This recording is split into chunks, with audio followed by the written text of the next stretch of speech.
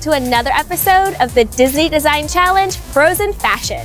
We're following a group of student designers as they compete to create a one-of-a-kind collection inspired by Disney's Frozen and the diverse landscape of Los Angeles.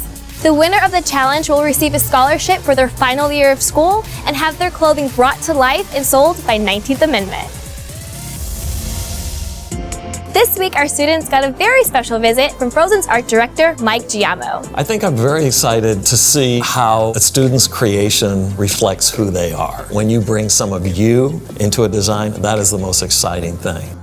Mike was in charge of developing the magical and stunning visual language of Frozen. He worked on everything from environmental design to costuming to even the lighting in the film. This was my first sojourn into CG film. It's very, very similar to what you have to do. We have to pay attention to how the fabric behaves, if it's an organza, if it's wool, what the weight is, the thickness, all of that. We even had some of our artists go up to the snow in Wyoming and trudge with this skirt through the snow. So we know how it works. We have to know, what does a ball gown look like if you're caught out in the blizzard? This is a grand story, and Norway has a grand environment.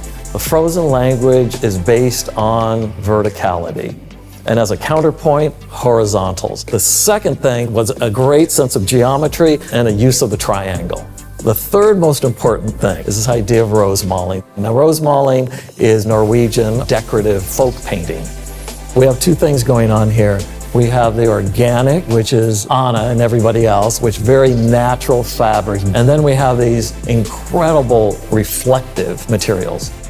If Elsa's emblem is the snowflake, then it's all about the snowflake. She steps on the floor, a snowflake emanates from the floor, columns come up, it forms an atrium. From that atrium comes down the chandelier, which is a series of tiered snowflakes.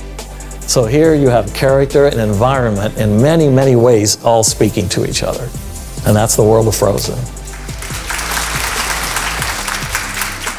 You know, when we design these outfits for Anna and Elsa and Kristoff and all of our cast, in a sense, I think we had no idea how they would become instant iconography. So given that, I'm really anxious to see how students will take it and bend it and twist it, and yet still retain some of the conceits that we had as filmmakers.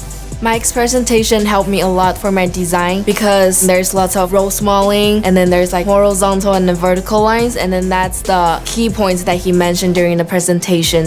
It was such an amazing opportunity to learn from Mike Giamo about the elements that went into Frozen. After learning Frozen's design secrets, the students were inspired to begin the challenge. Hannah is the quintessential Disney consumer. She has come up with a very creative look. If she can finish her treatments, her group will look very, very strong. Growing up in LA gave me a broad sense of influences for fashion. Yumi is having a lot of fun. There's a sense of humor and it's youthful. Inspired by a snowman is not the easiest to design clothing out of, especially because he doesn't wear any clothes. Natalie understands fabric. She knows how to put fabric together. Up until now, it was very challenging for her to create something that is wearable. It feels very choppy right now, so I'm still working on making it come together as a whole. Ara is doing the character for Elsa, and she's doing a really good job creating a really special look using her own hand treatment. I think that's a very special thing that Ara has. Alice has a very strong fabric story. Her biggest challenge is making sure that her fabrics work together.